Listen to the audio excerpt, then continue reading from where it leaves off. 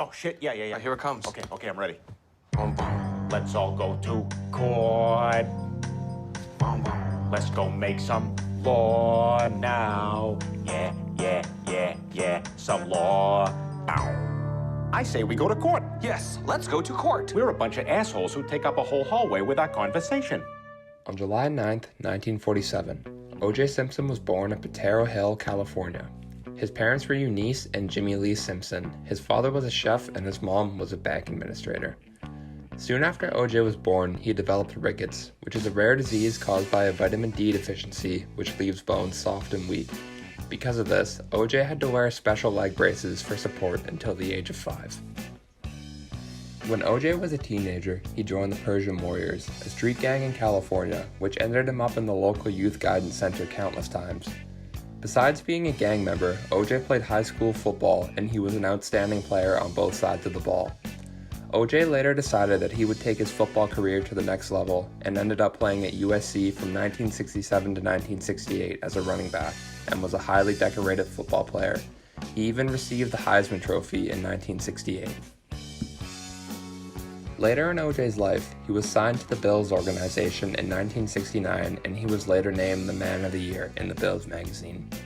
During O.J.'s football career, he was also an actor who starred in many movies, his most notable being The Towering Inferno, The Klansman, and Capricorn 1. In 1977, O.J.'s season with the Bills was cut short due to a knee injury, which resulted in him later getting traded to the San Francisco 49ers with a salary of just over $800,000. From 1978 to 79, he played with the 49ers, but was soon forced into retirement because of his knee.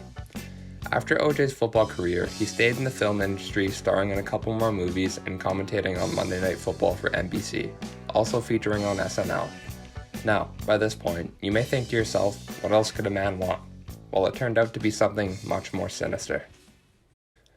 Now, by this time, O.J. had almost everything. He had a mansion, nice cars, pretty much everything that comes with money. O.J. had been married to his now ex-wife Nicole Brown from 1985 to 1992. Nicole and O.J. had been married for 7 years before their divorce, and had done so for countless reasons, according to Nicole. Before their divorce, Nicole had 2 kids with O.J. before the pair split up, and according to many friends of the ex-couple, had quite a rough relationship.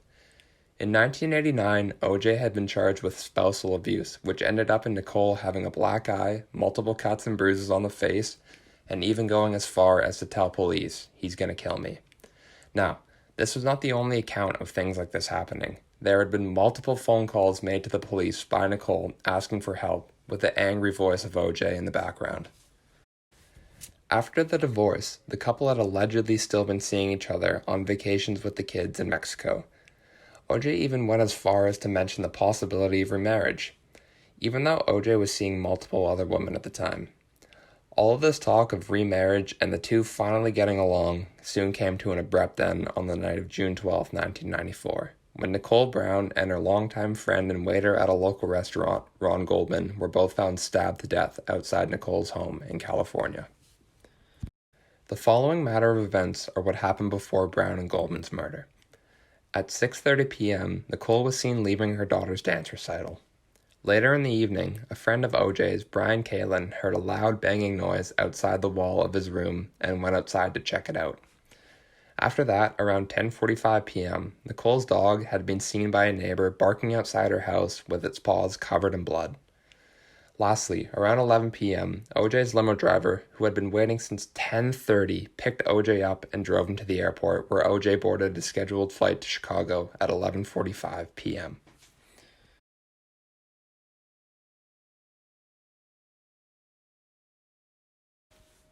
Now, O.J. did not become a suspect until the next day, after Brown's dog led her neighbor to the dead bodies of Brown and Goldman.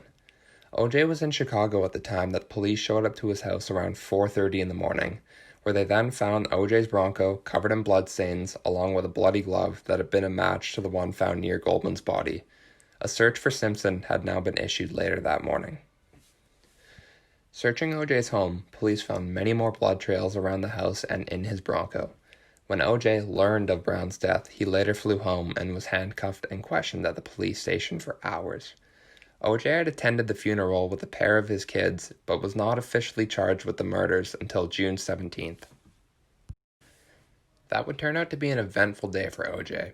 After he was charged, going back on his promise to surrender to police if he was found to be the killer, OJ fled his house in his Bronco along with his friend driving the car and had now become a fugitive. During this chase that lasted 60 miles, around 95 million people had tuned into the news to watch live helicopter footage of the high-speed chase. People were even parked on the side of the highway with signs cheering OJ on. The chase ended in OJ returning to his house around 9 p.m. and being arrested without possibility of bail. About a week after OJ's arrest, he had decided to plead not guilty for the murder of Nicole and Ron. When the case had now been assigned a judge, the prosecution had decided on a life sentence without parole instead of the death penalty. On November 3rd, the jury of the case had now been selected, with it consisting of 4 males, 8 females, with the races being 8 African American, 1 person of Hispanic descent, and 1 white person, and the last 2 being mixed race. On January 24th, 1995, the prosecution had given its official opening statement saying that Simpson killed Brown out of jealousy. Many people testified against Simpson, most notable being Nicole's sister. She stated that OJ had been abusive towards Nicole countless times. These are the strongest facts that the prosecution used against the defense in court. Nicole's dog was known to be an attack dog, but did not attack whoever the killer was, possibly meaning the dog knew the killer. OJ had a pair of keys to Nicole's apartment that Nicole reported missing weeks prior. Nicole's neighbor reported seeing a white Bronco leave Nicole's house before the murders. OJ's friend and house guest, Brian Kalin, said he saw OJ wearing a dark blue cotton shirt. The same cotton fibers were found on Ron Goldberg's shirt.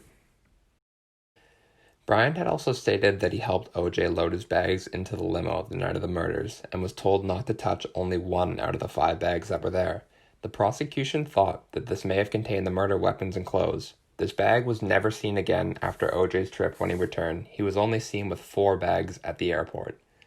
Nicole had told multiple people that she thought OJ was going to kill her, like her therapist and her close friends who also testified. Finally, Nicole made her will 5 weeks before her murder.